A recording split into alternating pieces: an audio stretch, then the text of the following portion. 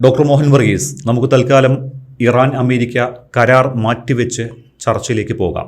അതായത് ലോകം ഇനി അമേരിക്കയെ രണ്ടാം ട്രംപ് ഭരണകൂടത്തിന് മുൻപും പിൻപും എന്ന തരത്തിൽ അടയാളപ്പെടുത്തുമോ? ലോക പോലീസ് പട്ടമൊക്കെ അഴിച്ചു വെക്കേണ്ടി വരുമോ ഇനി അമേരിക്കയ്ക്ക്? ഇറാനിൽ നാണം കെട്ടത് ചരിത്രത്തിൻ്റെ ഭാഗമായി പോകുകയാണല്ലോ. ഇങ്ങനെ ചോദിക്കാനുള്ള ഒരു കാരണം, ഈ ഗൾഫ് രാജ്യങ്ങൾക്ക് അമേരിക്കയിലുള്ള വിശ്വാസം പൂർണ്ണമായും നഷ്ടപ്പെട്ട അവസ്ഥയായിട്ടുണ്ട്. ലോകത്തിൻ്റെ പല ഭാഗത്തും വിന്യസിച്ചിരുന്ന പ്രതിരോധ സംവിധാനങ്ങൾ ഗൾഫ് മേഖലയിലേക്ക് മാറ്റിയാണ് നിലവിൽ ഗൾഫ് രാജ്യങ്ങൾക്ക് സുരക്ഷിതത്വ ബോധം നൽകാൻ അമേരിക്ക ശ്രമിക്കുന്നത്. ഇത് മറ്റൊരു വശത്ത്, അതായത് ഉക്രൈനെ സഹായിക്കുന്നതിനും തടസ്സമാകുന്നുണ്ടല്ലോ. റഷ്യക്കെതിരെ പോരാടാൻ US ഉക്രൈനിന് ആയുധ സഹായം നൽകുന്നത് ഗണ്യമായി കുറഞ്ഞുവെന്നാണ് റിപ്പോർട്ടുകൾ. കഴിഞ്ഞ ദിവസം തന്നെ റഷ്യ അയച്ച 115 ഡ്രോണുകളിൽ 90% തകർക്കാൻ അവർക്ക് കഴിഞ്ഞു. പക്ഷേ 24 ബാലിസ്റ്റിക് മിസൈലുകളിലും 4 ക്രൂസ് മിസൈലുകളിലും ഒന്നിനെ പോലും അവർക്ക് തൊടാൻ പോലും ആയിട്ടില്ല. റഷ്യയുടെ ബാലിസ്റ്റിക് മിസൈലുകളെ തകർക്കാൻ ഉക്രൈൻ പ്രയോജനപ്പെടുത്തിയിരുന്നത് US നൽകിയിരുന്ന പേട്രിയറ്റ് പ്രതിരോധ സംവിധാനങ്ങളായിരുന്നു. ഈ പേട്രിയറ്റ് സഹായം US നിർത്തിവെച്ചിട്ട് മാസങ്ങളുമായി. US-ന്റെ പക്കലുള്ള പേട്രിയറ്റ് എല്ലാം ഇപ്പോൾ പോകുന്നത് ഗൾഫിലെ സേനാ താവളങ്ങളിലേക്കും സഖ്യരാജ്യങ്ങളിലേക്കുമാണ്. ഇറാനുമായുള്ള പോരാട്ടത്തിൽ ഉപയോഗിക്കാനാണ് ഇതെല്ലാം മാറ്റുന്നത്. അപ്പോൾ ഈ ഇറാൻ യുദ്ധം ആയുധനഷ്ടത്തിനപ്പുറം ലോകത്തിൻ്റെ സംരക്ഷകൻ എന്ന പട്ടവും കൂടി അമേരിക്കയ്ക്ക് പോയി കിട്ടുകയല്ലേ? ഇനി ഏതെങ്കിലും ഒരു രാജ്യത്തെ ആക്രമിക്കാൻ പൊടുന്നനെ ചാടി പുറപ്പെടുമോ ട്രംപ്, അല്ലെങ്കിൽ ഇനി വരുന്ന ഭരണാധികാരി? ഇനി ഒരു രാജ്യത്തെ യുദ്ധത്തിന് പോകാൻ ഒരു 10 വട്ടമെങ്കിലും ചിന്തിക്കില്ലേ അമേരിക്ക വരും വർഷങ്ങളിൽ? തിളച്ച വെള്ളത്തിൽ വീണ പൂച്ച പച്ചവെള്ളം കണ്ടാലും അറയ്ക്കും എന്ന് പറയുന്നത് പോലെയാണ് കാര്യങ്ങൾ.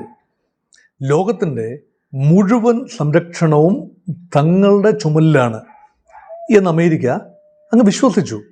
അത് രണ്ടാം ലോകമഹായുദ്ധത്തിന് ശേഷമുള്ളൊരു വിശ്വാസമാണ്. തങ്ങളാണ് ലോകത്തെ ഘടനകളെ നിലനിർത്തേണ്ടത്. ജനാധിപത്യം ആവണം ലോകത്തിൻ്റെ ഒരു പൊളിറ്റിക്കൽ സ്ട്രക്ചർ. അതുകൊണ്ട് make the world free for democracy. എവിടെയെല്ലാം ഏകാധിപത്യ ഭരണങ്ങളുണ്ടോ അവിടെയെല്ലാം തങ്ങൾ കടന്നു ചെന്ന് അത് മാറ്റി ജനാധിപത്യവൽക്കരിക്കണം. പക്ഷെ തങ്ങൾക്ക് ഇഷ്ടമുള്ള ഏകാധിപതികളെ വളരാൻ അനുവദിക്കും. സദ്ദാം ഹുസൈൻ ഏകാധിപതിയായിരുന്നു, വളരാൻ അനുവദിച്ചു. ഇറാനെതിരെ സദ്ദാം ഹുസൈനെ കൊണ്ട് യുദ്ധം ചെയ്യിപ്പിച്ചു, സദ്ദാമിനെ പിന്താങ്ങി. ആ യുദ്ധമെല്ലാം കഴിഞ്ഞ് സദ്ദാം വീണ്ടും ജീവിച്ചു. കുവൈറ്റ് യുദ്ധത്തിന് സമയം വന്നപ്പോൾ സദ്ദാം അമേരിക്ക വിരുദ്ധതയിലേക്ക് നീങ്ങി. അങ്ങനെ സദ്ദാം ഹുസൈൻ ശത്രുവായി. അപ്പം ഏകാധിപത്യമല്ല ഇവിടെ വിഷയം, ജനാധിപത്യമല്ല ഇവിടെ വിഷയം. അവിടെ തങ്ങളോടൊപ്പം ചേർന്ന് നിൽക്കുന്ന ഏത് ഏകാധിപതിയും ഓക്കെയാണ്.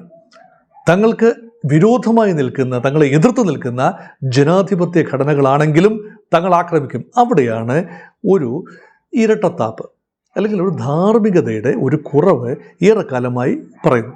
മാത്രമല്ല, ഈ സൈനിക ശക്തി കൊണ്ട്, സൈനിക ശക്തി, ടെക്നോ പവർ, ഇക്കണോമിക് പവർ, അപ്പോൾ സൈനിക ശക്തി ഉപയോഗിച്ചുകൊണ്ട് സമസ്ത രാജ്യങ്ങളെയും നിയന്ത്രിച്ചു നിർത്താം. തങ്ങൾ എവിടെ പ്രശ്നമുണ്ടെങ്കിലും തങ്ങൾ അവിടെ എത്തും. We have A global foreign policy. എവിടെ നിങ്ങൾ പ്രശ്നമുണ്ടാക്കിയാലും ഒരു ഹെഡ് മാസ്റ്റർ സ്കൂളിൽ ഏത് ഭാഗത്തും കുട്ടികൾ തമ്മിൽ പ്രശ്നമുണ്ടെങ്കിൽ ഓടിയെത്തുമെന്ന് പറയുന്നത് ഒരു ഹെഡ് മാസ്റ്റർ കൾച്ചറാണ്. അപ്പം അങ്ങനെ അപ്പോൾ യുണൈറ്റഡ് നേഷൻസിനെ പോലും നോക്കുകുത്തിയാക്കിക്കൊണ്ട് അന്റോണിയോ ഗുട്ടറസിൻ്റെ വാക്കിന് വിലയില്ല. അദ്ദേഹത്തെക്കുറിച്ച് കേൾക്കാൻ പോലും ഇത്രയും യുദ്ധം കൊടുമ്പിരിക്കൊണ്ട് നടക്കുന്നു.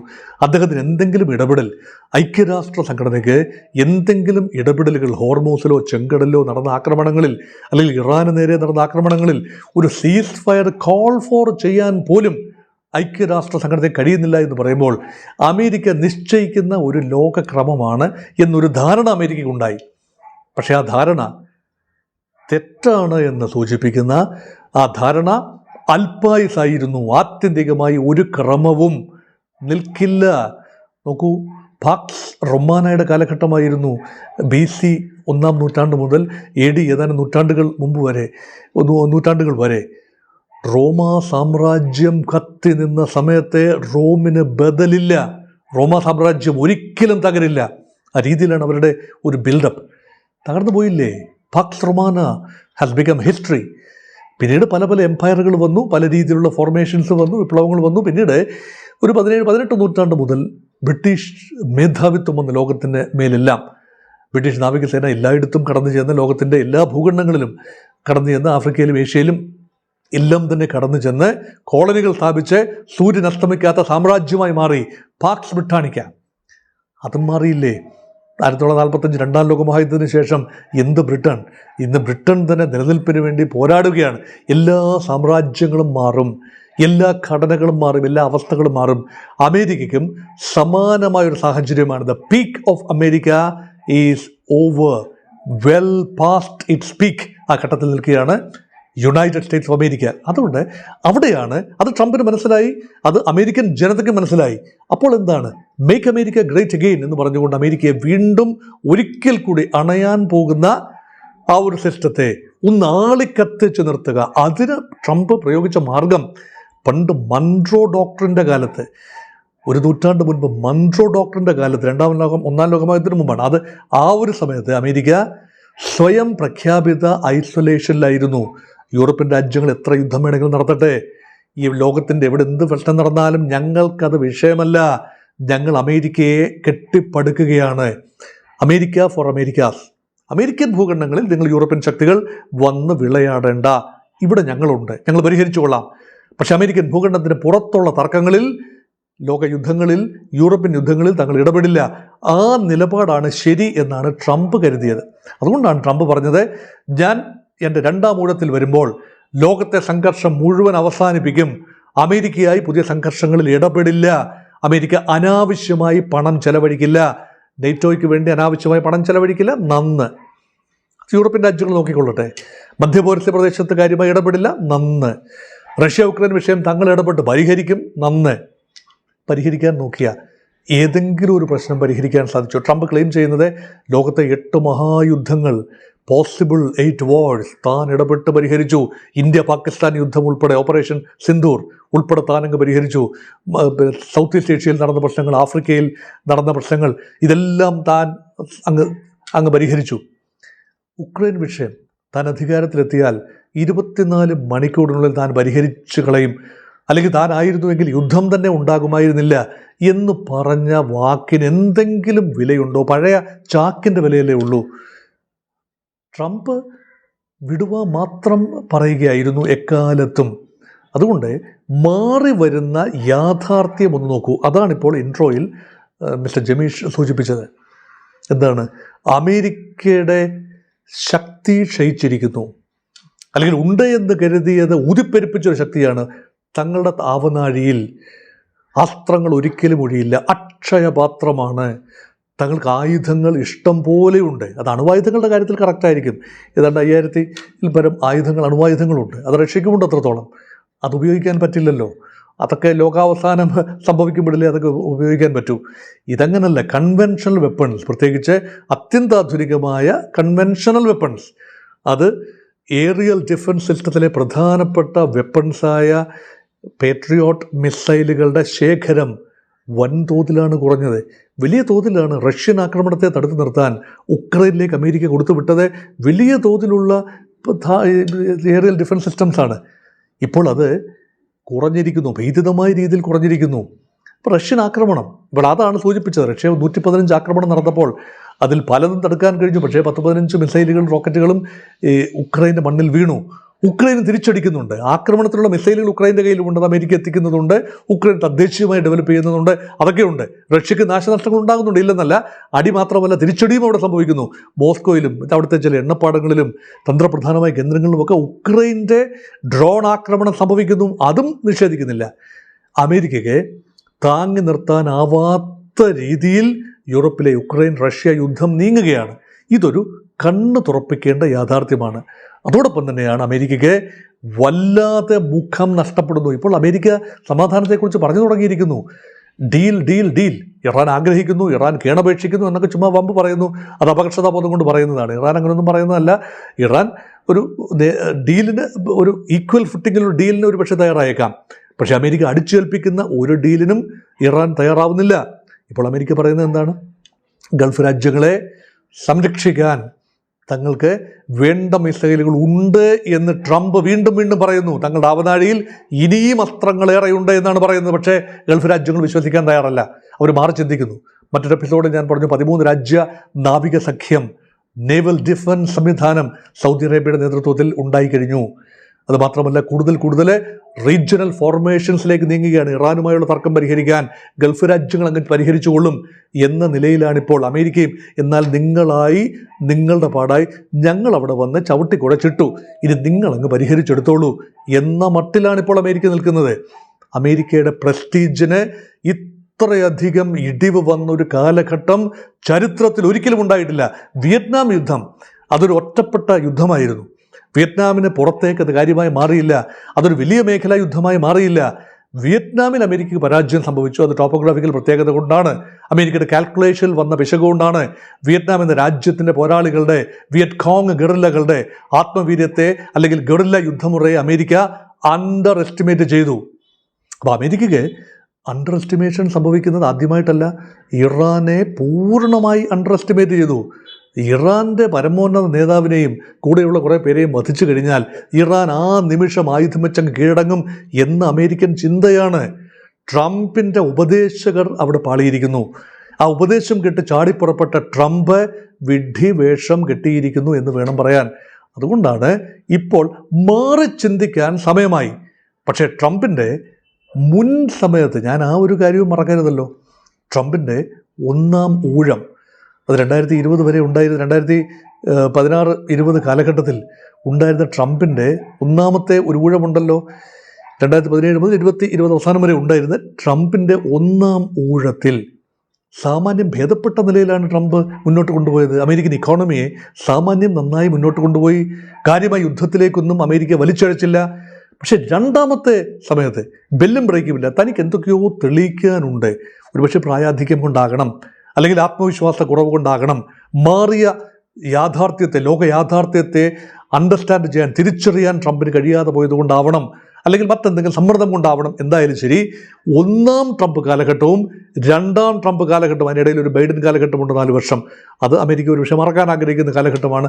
അൺഇവൻഫുൾ ഡേയ്സ്. പക്ഷേ കാര്യമായി യുദ്ധമില്ലായിരുന്നു, അമേരിക്ക ഇടപെട്ട യുദ്ധങ്ങളില്ലായിരുന്നു. ഉക്രൈൻ യുദ്ധം മാത്രമാണ് ഉണ്ടായത്. ആ സമയത്ത് 2022 മുതൽ ഉണ്ടായ യുദ്ധം, അവിടെ തീർച്ചയായും അമേരിക്ക ഇൻഡയറക്റ്റ്ലി ഇൻവോൾവായി.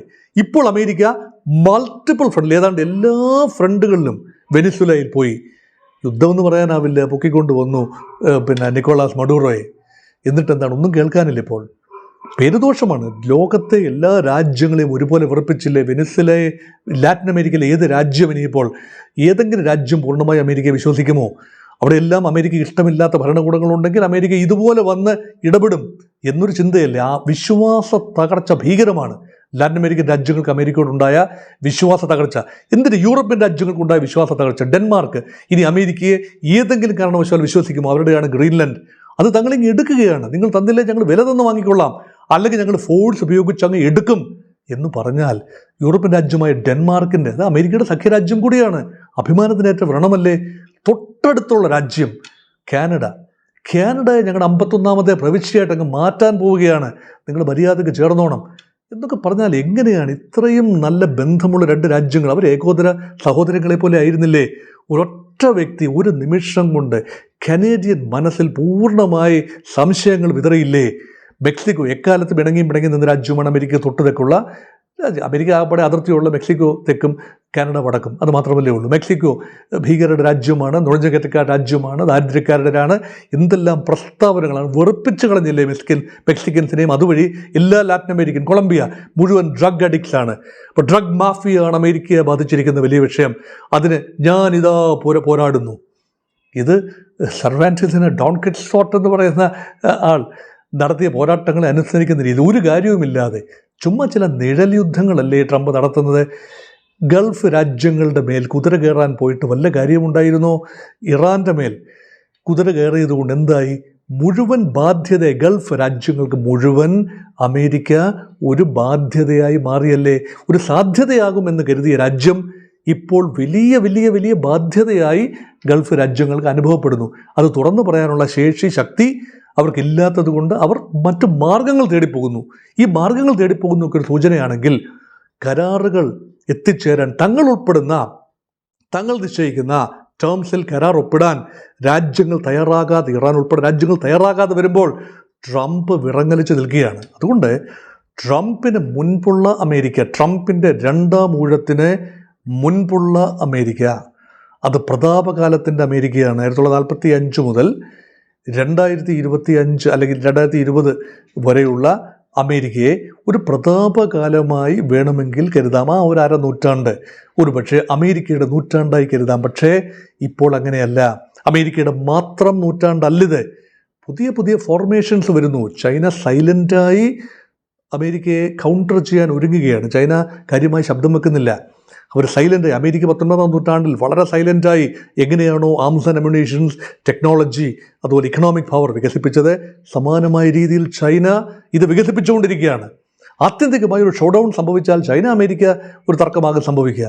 അത് സംഭവിച്ചാൽ അത് ഇതുപോലെ ഒരു നേതാവ്, ട്രംപിനെ പോലെ ഒരു നേതാവാണ് അന്ന് അമേരിക്ക. എന്നാണോ ഈ ഷോ ഡൗൺ സംഭവിച്ചാൽ അമേരിക്ക ഭരിക്കുന്നത്, അത് വലിയ ദോഷമായി വരും. അതുമാത്രമല്ല, റഷ്യ പഴയ പ്രതാപമില്ല. പക്ഷേ വ്ളാഡിമിർ പുടിൻ്റെ കീഴിൽ റഷ്യ ഇപ്പോഴും it is a force to reckon with.